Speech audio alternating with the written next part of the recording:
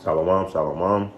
First and foremost, I want to give all praise and glory to Yahweh, Ba'ashem, Yahweh Shai, Ba'ashem, Kakadash. Double honor to the apostle of the great millstone that rule well. And salutation to the Icon and teaching this truth. Of the folk on the earth, true and city, live up in the name of Yahweh Ba'ashem, Yahweh Shai, throughout the folk on the earth. And a few sisters that listen as well, man. Hey, pride. Pride. Pride is a hell of a drug, man. And man, this is a heavy topic because pride will get you destroyed. And that's what I'm finna prove in this sit down, man. I can't say it enough because we all is full of pride here and there. And the more and more I realize, man, humbling, of course we know humbling is the best way out. But hey, sometimes we get to a point that we can't be told nothing, man, and it sneak up on us.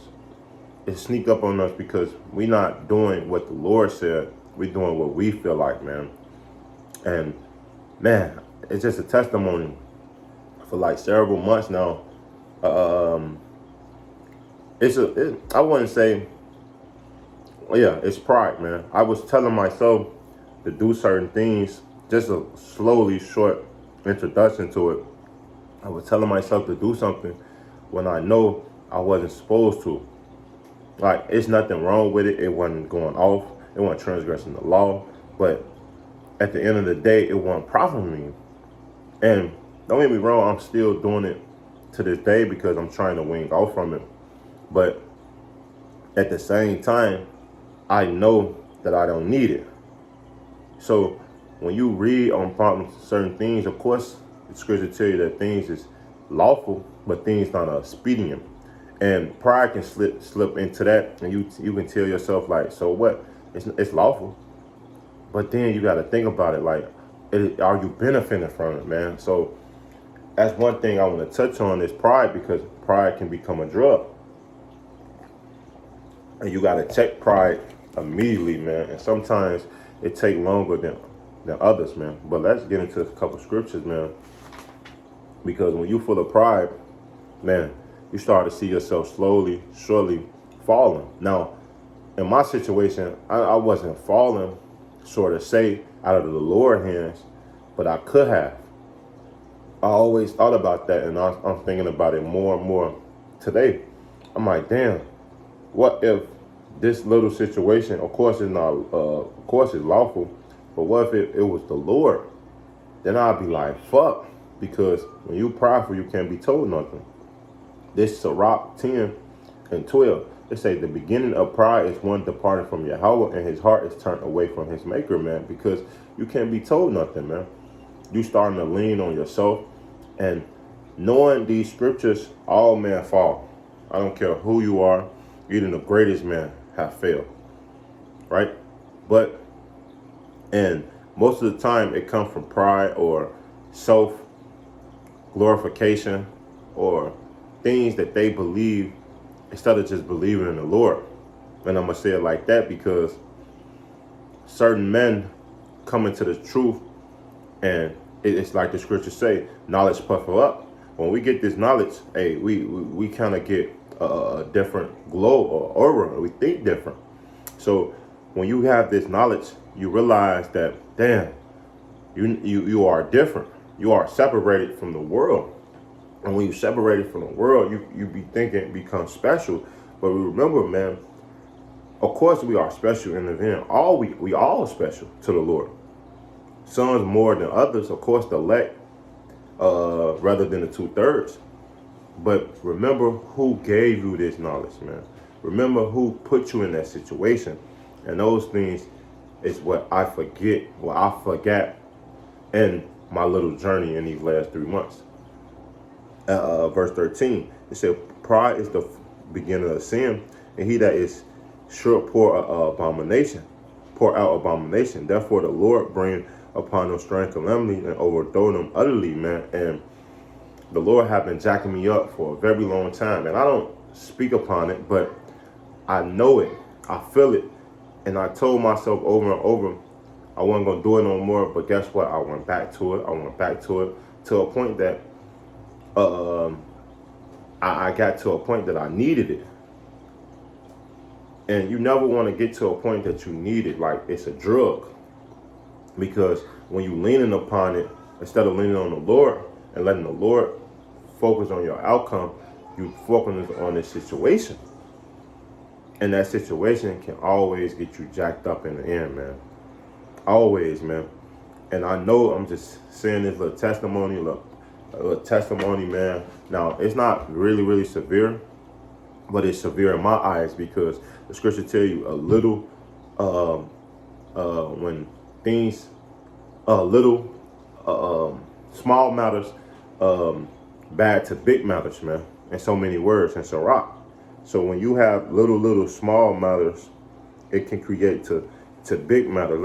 Hopefully I can get that precept. I believe it's a couple chapters down.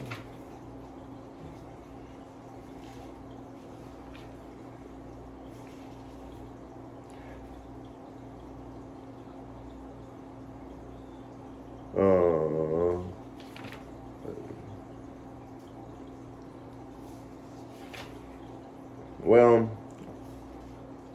I believe this it, but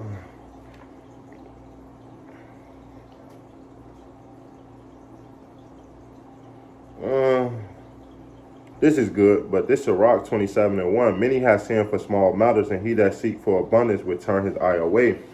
And that's what I was doing instead of being on top of my game and certain things. Hey, I end up seeing myself changing in so many ways. But here you go. Sirach 19:1. A labor man that is given to drunkenness shall not be rich, and he that contend small things shall fall little and little, man. And it'll be a little thing that you find yourself doing that can make you fall. Little things, man. Trust me. I know. Verse 14. And because when your energy is soared to those things, you forget the little things that you need to be doing for the Lord. I could put that same time and energy into something totally else and been way more knowledgeable or things like that, man. But you get the point. Verse 14, and the Lord had cast down thrones and proud prince and set up meat in their stead. And that's what the Lord is doing. He's casting down Esau right now, right before our eyes, and putting the man of the Lord in his stead. And that's beautiful. See, you don't want to get so pride that you can't correct yourself, man. The scriptures say a wise man know when he's slipping, or other man know when he's slipping. So when you know when you're slipping, repent. And that's what I've been doing over and over, trying to get better and calling upon the Lord more and trusting the Lord more and winging from the situation that I was in. And you can find yourself getting better and trusting the Lord more and more the more and more you do those things, man. So keep going. It's Proverbs 14:3. And the mouth of the fool is a rod of pride. Because when you trying to be something to somebody, that person is supposed to get it.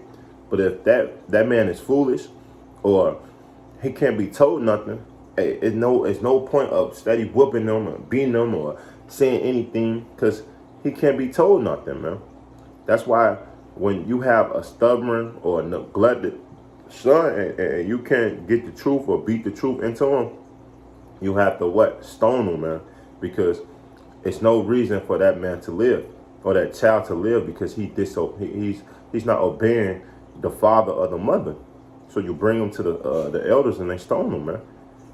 That's just like a man that don't want to be told nothing. He can't be told nothing because he feel like he's in control. No, the Lord is in control. But the lips of the wise shall preserve them, man, because the Lord is going to hold the wise up through the knowledge, man. But this Proverbs 16:18, pride go before destruction and a haughty spirit before a fall, man. And you don't want to get to a point that you falling so much that you get destroyed, man. And I'm going to testify. I seen many brothers come to truth, get this knowledge, and get reproved, or couldn't take reproof and get destroyed, man. And the Lord is going to destroy him. We have countless examples in the scriptures, stories, but also in real life. Like, these scriptures jump off the pages. These words jump off the pages and come to life, man. And it's scary. Man, I cannot say it enough. It's scary, man, because, man, knowing that, I pray every day. I pray for homeless every day. And even when doing those things, you still can find yourself falling or slipping into that pride slope. But always remember, man, that the Lord got you, and keep fighting through it, man. Remember, this is a battle. You're not going to get this battle right the first time, or the second time, third time. That's why the scriptures say a man flippeth 7 times, but he get what? A man falleth 7 times, but what? He get back up. The whole point is to get back up. Don't let those things just slip away, man. But this Proverbs 29:1, he that being often reproved hardens his neck, and shall surely be destroyed, man, because you can't tell him nothing. He shall surely be destroyed. You hear that? And be without remedy. So pride is a hell of a drug. You can't be to a point that you can't be told nothing, man. Like Saul. Saul was, man, was a great king. King David referenced Saul. But when he came out of King David and tried to kill him, what did the Lord say? The Lord had to put him down. The Lord had to kill Saul, because now you messing with the prophecy or the plan of the Lord, and that's not what the Lord told Saul to do. He was acting